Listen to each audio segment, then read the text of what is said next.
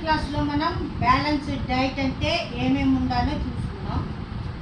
వాటిలో ఏ ఒక్కటి లోపించినా దాన్ని మాల్ న్యూట్రిషన్ అని అంటారని చెప్తున్నాం. ఇప్పుడు మనం ఆ బ్యాలెన్స్డ్ డైట్లో కొన్ని రకాల విటమిన్స్ కూడా లోపిస్తే వాటిని ఏమంటారు అంటే విటమిన్ డెఫిషియన్సీ డిసీజెస్ అని చెప్పేసి అంటూ ఉంటారు. ఇప్పుడు మనం విటమిన్స్ గురించి చూద్దాం. ఈ విటమిన్స్ అనేవి రెండు రకాలుగా ఉంటాయి. ఒకటేంటి అంటే ఫ్యాట్ సాల్యుబుల్ విటమిన్స్, ఇంకొకటి వాటర్ సాల్యుబుల్ విటమిన్స్ అని 2 టైప్స్గా డివైడ్ చేయడం జరిగింది. ఫ్యాట్ సాల్యుబుల్ విటమిన్స్ అంటే ADEK, ఈ నాలుగింటిని ఫ్యాట్ సాల్యుబుల్ విటమిన్స్ అని చెప్పి అంటారు. ఈ బి కాంప్లెక్స్ మరియు సి విటమిన్ వీటిని వాటర్ సాల్యుబుల్ విటమిన్స్ అని చెప్పేసి అంటారు. ఇప్పుడు మనం ఫ్యాట్ సాల్యుబుల్ విటమిన్స్లో విటమిన్ ఏ గురించి చూద్దాం. విటమిన్ ఏని ఏమంటారు అంటే రెటినాల్ అని కూడా అంటారు. ఈ విటమిన్ డెఫిషియన్సీ వల్ల ఏమవుతుంది అంటే ఐ మరియు స్కిన్ రిలేటెడ్ డిసీజెస్ రావడం జరుగుతూ ఉంటుంది. ఈ విటమిన్ ఏ లోపం వల్ల నైట్ బ్లైండ్నెస్ వస్తుంది. ఒక్కొక్కసారి బ్లైండ్నెస్ కూడా అక్కరయ్యే ఛాన్స్ కూడా ఉంటుంది. ఇంకొకటి ఏంటి అంటే జీరాఫ్థాల్మియా అంటే డ్యామేజ్ ఆఫ్ కార్నియా, అది కూడా విటమిన్ ఏ డెఫిషియన్సీ వల్ల వస్తుంది. ఇక స్కిన్ డిసీజెస్ అంటే డెర్మటైటిస్ లాంటివి కూడా ఈ విటమిన్ ఏ డెఫిషియన్సీ వల్ల వస్తుంది. మరి ఈ విటమిన్ ఏ డెఫిషియన్సీ తగ్గాలి అంటే మనం ఏ ఫుడ్ తీసుకోవాలి ఎక్కువగా అంటే ఎగ్, మిల్క్, తర్వాత లీఫీ వెజిటబుల్స్, వీటిని మనం ఎక్కువగా తీసుకుంటే విటమిన్ ఏ డెఫిషియన్సీని తగ్గించడానికి అవకాశం ఉంటుంది. తర్వాత విటమిన్ డి, దీనిని ఏమంటారు అంటే క్యాల్సిఫెరాల్ అని కూడా అంటారు. దీన్నే సన్షైన్ విటమిన్ అని కూడా అంటారు. అంటే ఏంటి, ఎండ నుంచి అంటే సన్ నుంచి మనకి వచ్చే విటమిన్, డెవలప్ అయ్యే విటమిన్ ఏంటి అంటే విటమిన్ డి. అందుకే అప్పుడే పుట్టిన పిల్లల్ని ఏం చేస్తారు అంటే రెండో రోజు నుంచి కనీసం 10 to 15 minutes వరకు ఎండలో ఉంచండి అని చెప్పేసి అంటూ ఉంటారు. ఆ ఎండలో ఉంచటం వల్ల ఏమవుతుంది అంటే విటమిన్ డి అనేది వాళ్ళల్లో బాగా డెవలప్ అవుతుంది. మరి విటమిన్ డి దేనికి ఉపయోగపడుతుంది అంటే బోన్స్ యొక్క స్ట్రెంగ్త్కి ఉపయోగపడుతుంది. సో ఆ డెఫిషియన్సీని మనం ఓవర్కమ్ చేయాలి అంటే ఖచ్చితంగా ఎర్లీ మార్నింగ్ సన్కి ఎదురుగా కనీసం 10 to 15 minutes ఉంటే మనం ఈ విటమిన్ డిని డెవలప్ చేసుకోవచ్చు. ఈ విటమిన్ డి డెఫిషియన్సీ వల్ల ఏమవుతుంది అంటే రికెట్స్ అనే వ్యాధి వస్తుంది. మరి రికెట్స్ వ్యాధి అంటే ఏంటి అంటే బోన్స్ యొక్క స్ట్రెంగ్త్ తగ్గిపోయి వీక్ అయిపోయి బోన్స్ ఒక విల్లు ఆకారంలో అంటే యాంకర్ షేప్లో వంగిపోవటం జరుగుతుంది. అలాంటి డిసీజ్ని ఏమంటారు అంటే రికెట్స్ అని చెప్పేసి అంటూ ఉంటారు. ఇక నెక్స్ట్ విటమిన్ ఏంటంటే విటమిన్ ఇ, దీనిని ఏమంటారు అంటే టోకోఫెరాల్ అని చెప్పేసి అంటూ ఉంటారు. మరి ఈ టోకోఫెరాల్ యొక్క డెఫిషియన్సీ వల్ల ఏమవుతుంది అంటే సెక్సువల్ డిసీజెస్ అంటే రిప్రొడక్షన్కి సంబంధించిన డిసీజెస్ రావడం జరుగుతూ ఉంటుంది. మేల్స్లో అయితే స్టెరిలిటీ ప్రాబ్లమ్స్ రావడం జరుగుతుంది. ఫిమేల్స్లో అయితే రిపీటెడ్ అబార్షన్స్ అవ్వడం అనేది జరుగుతూ ఉంటుంది విటమిన్ ఈ వల్ల.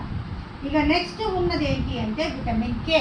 ఈ విటమిన్ కేని ఏమంటారు అంటే పిల్లోక్వినోన్ అని కూడా అంటారు.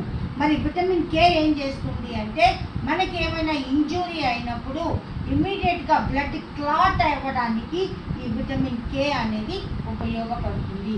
ఈ విటమిన్ కే డెఫిషియన్సీ అయినప్పుడు ఏమవుతుంది అంటే బ్లడ్ క్లాటింగ్ అనేది డిలే అవుతుంది. బ్లీడింగ్ అనేది బాడీ నుంచి బ్లీడింగ్ అనేది ఎక్కువగా జరగటం జరుగుతూ ఉంటుంది. అయితే ఈ రిలేటెడ్ యొక్క జెనెటికల్ డిజార్డర్ ఒకటి ఉంది.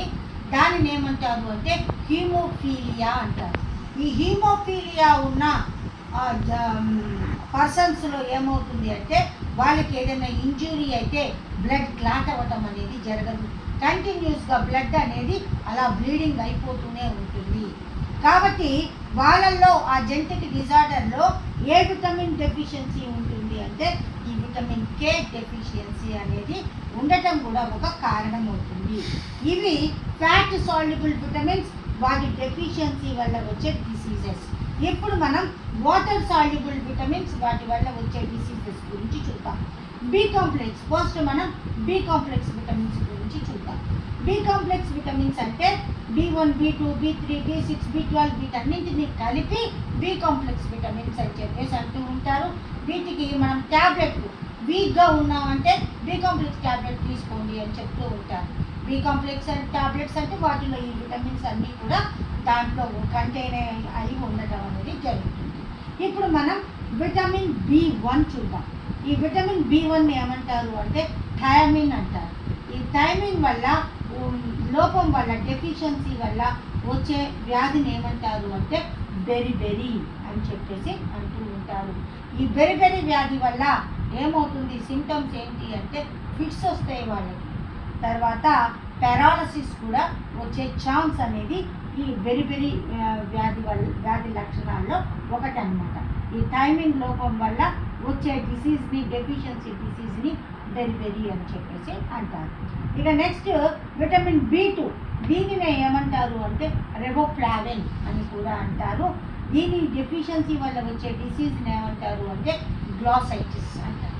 అంటే ఏంటి, ఈ రెబోఫ్లావిన్ వల్ల నోటి యొక్క మూలలు పగలటం, కోసుకుపోయినట్టుగా అవ్వటం జరుగుతుంది.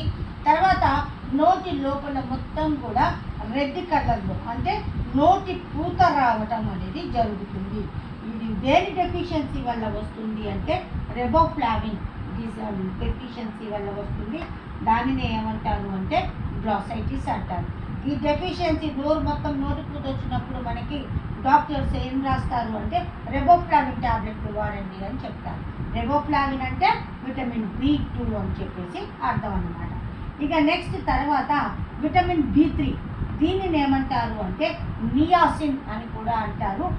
దీని యొక్క డెఫిషియన్సీ వల్ల ఏ డిసీజ్ వస్తుంది అంటే పెల్లాగ్రా అనే స్కిన్కి సంబంధించిన డిసీజ్ రావడం జరుగుతూ ఉంటుంది. చూడండి, ఇక్కడ ఒక డయాగ్రామ్ ఉంది. దీనినే పెల్లాగ్రా అని చెప్పేసి అంటూ ఉంటారు. ఈ పెల్లాగ్రా చూడండి, ఈ స్కిన్ మీద రెడ్ కలర్లో మచ్చలు రావటం జరుగుతుంది. దీనినే పెల్లాగ్రా అని చెప్పేసి అంటూ ఉంటారు. ఇక నెక్స్ట్ తర్వాత విటమిన్ B6, దీనిని ఏమంటారు అంటే పైరిడాక్సిన్ అని చెప్పేసి అంటారు. దీని యొక్క డెఫిషియన్సీ వల్ల ఏం వస్తుంది అంటే అనీమియా. అనీమియా అంటే ఏంటి అంటే రక్తహీనత అని అంటారు. రక్తహీనత అంటే జనరల్గా ఏమనుకుంటారంటే రక్తం తక్కువగా ఉంది అని చెప్పేసి అనుకుంటూ ఉంటారు. రక్తం తక్కువగా ఉండటం కాదు, రక్తంలో హీమోగ్లోబిన్ పర్సెంటేజ్ కాన్స్టెంట్గా ఇంత ఉండాలి. దానికంటే చాలా తక్కువగా ఉంటే ఆ పొజిషన్ని ఏమంటారు అంటే అనీమియా అని చెప్పేసి అంటూ ఉంటారు. నెక్స్ట్ నాసియా అన్న సిచ్యువేషన్ కూడా ఇక్కడ అరైజ్ అవ్వడం జరుగుతూ ఉంటుంది. మరి నాసియా అంటే ఏంటి అంటే బ్రీతింగ్ ప్రాబ్లం. హిమోగ్లోబిన్ పర్సెంటేజ్ బాగా తక్కువగా ఉంటే ఏమవుతుంది అంటే బ్రీతింగ్ ప్రాబ్లం కూడా అరైజ్ అవ్వడం జరుగుతుంది. మరి హీమోగ్లోబిన్కి, బ్రీతింగ్ ప్రాబ్లంకి రెండింటికి ఏంటి రిలేషన్ అంటే మనం నెక్స్ట్ చాప్టర్లో ఆ రిలేషన్ గురించి చూద్దాం. ఈ హీమోగ్లోబిన్ పర్సెంటేజ్ బాగా తక్కువగా ఉండటం వల్ల అనీమియా అంటారు. ఇది ఎక్కువైతే ఏమవుతుంది అంటే బ్రీతింగ్ ప్రాబ్లం లేదా నాసియా అన్న పొజిషన్ కూడా అరైజ్ అవ్వడం జరుగుతూ ఉంటుంది. ఇక నెక్స్ట్ విటమిన్ B12, దీనిని ఏమంటారు అంటే సైనకోబాలమిన్ అని చెప్పేసి అంటూ ఉంటారు. ఇది బయట దొరకదు, మనకి బయట వెజిటబుల్స్లో వాటిల్లో దొరకదు. ఈ విటమిన్ B12ని మన గట్లోనే ఒక బ్యాక్టీరియా దీనిని తయారు చేయడం జరుగుతుంది. మన బాడీలోనే తయారవుతుంది, బయట కనబడదు. కాబట్టి మన డైజెస్టివ్ సిస్టంలో ఉన్న ఒక రకమైన బ్యాక్టీరియా ఈ సైనకోబాలమిన్ లేదా విటమిన్ B12ని ప్రొడ్యూస్ చేయడం జరుగుతుంది. In case of deficiency of this vitamin ఏమవుతుంది అంటే పెర్నీషియస్ ఎనీమియా అన్న పొజిషన్ లేదా అన్న డిసీజ్ రావడం జరుగుతూ వచ్చింది. ఫెర్నిషియస్ ఎనీమియా అంటే చాలా సివియర్ ఎనీమియాని ఫెర్నిషియస్ ఎనీమియా అని చెప్పి అంటారు. ఇక నెక్స్ట్ తర్వాత ఫోలిక్ యాసిడ్. ఈ ఫోలిక్ యాసిడ్ యొక్క డెఫిషియన్సీ వల్ల ఏమొస్తుంది అంటే అనీమియా అనేది ఇక్కడ కూడా అరైజ్ అవ్వటం జరుగుతుంది. మరి ఇక్కడ అనీమియా వేటి వల్ల వస్తుంది అంటే లాస్ ఆఫ్ ల్యూకోసైట్స్ వల్ల వస్తుంది. ఇక్కడ ఒక విషయం గుర్తుపెట్టుకోండి, మన బ్లడ్లో 2 టైప్స్ ఆఫ్ సెల్స్ ఉంటాయి. రెడ్ బ్లడ్ సెల్స్ ఉంటాయి, వైట్ బ్లడ్ సెల్స్ ఉంటాయి. రెడ్ బ్లడ్ సెల్స్ని ఎరిథ్రోసైట్స్ అని చెప్పి అంటారు, వైట్ బ్లడ్ సెల్స్ని ల్యూకోసైట్స్ అని చెప్పేసి అంటారు. అంటే బ్లడ్లో ఈ లాస్ ఆఫ్ ల్యూకోసైట్స్ అంటే వైట్ బ్లడ్ సెల్స్ యొక్క లాస్ని ఏమంటారు అంటే ఇక్కడ అనీమియా పొజిషన్ అనేది ఇక్కడ అరైజ్ అవడం జరుగుతుంది. ఇంకా నెక్స్ట్ తర్వాత ఉన్నది ఏంటి అంటే ప్యాంటోథెనిక్ యాసిడ్. ఈ ప్యాంటోథెనిక్ యాసిడ్ దీని యొక్క డెఫిషియన్సీ వల్ల ఏమవుతుంది అంటే అరికాలలో మంటలు రావడం జరుగుతూ ఉంటుంది. జనరల్గా పెద్దవాళ్ళు ఏమనుకుంటారంటే బాగా వేడి చేస్తుంది, అరికాలలో మంటలు వస్తున్నాయి అని చెప్పి కొబ్బరి నూనె రాసుకోవడం జరుగుతూ ఉంటుంది. కానీ వేడి చేయటం కాదు, ఈ విటమిన్ డెఫిషియన్సీ వల్ల బర్నింగ్ ఫీట్ రావటం అనేది జరుగుతుంది. ఇక నెక్స్ట్ తర్వాత ఉన్న విటమిన్ ఏంటి అంటే బయోటిన్ విటమిన్. దీని డెఫిషియన్సీ వల్ల ఎలాంటి పొజిషన్ అరైజ్ అవుతుంది అంటే నర్వ్ డిజార్డర్స్ రావటం, మజిల్ పెయిన్స్ రావటం జరుగుతుంది. మరి ఈ బయోటిన్ అన్నది ఎట్లా అరైజ్ అవుతుంది అంటే కొంతమంది ఏం చేస్తారంటే కోడిగుడ్డుని బాయిల్ చేయకుండా పచ్చి కోడిగుడ్డుని తినేయటం జరుగుతుంది. ఆ పచ్చి కోడిగుడ్డుని తినటం వల్ల ఈ బయోటిన్ డెఫిషియన్సీ అరైజ్ అయ్యి వాళ్ళల్లో నర్వ్ డిజార్డర్స్ వస్తాయి, ఇంకొకటి మజిల్ పెయిన్స్ కూడా రావటం జరుగుతూ ఉంటుంది. సో ఇట్స్ బెటర్ మనం ఎగ్ తినాలి అంటే మోస్ట్ ప్రాబబ్లీ దాన్ని ప్రాపర్గా బాయిల్ చేసుకొని తింటేనే హెల్తీగా ఉంటుంది. ఇక నెక్స్ట్ ఈ మొత్తం కూడా బి కాంప్లెక్స్ విటమిన్స్. ఇప్పుడు మనం సి విటమిన్ గురించి చూద్దాం. ఈ సి విటమిన్ని ఏమంటారు అంటే ఆస్కార్బిక్ యాసిడ్ అని చెప్పేసి అంటూ ఉంటారు. ఇంతకు ముందు చెప్పుకున్న ఈ విటమిన్స్ అన్నీ కూడా most probably milk, eggs, cereals, vegetables, green vegetables, leafy vegetables ఇవి తింటే వీటన్నింటినీ మనం కవర్ చేయొచ్చు.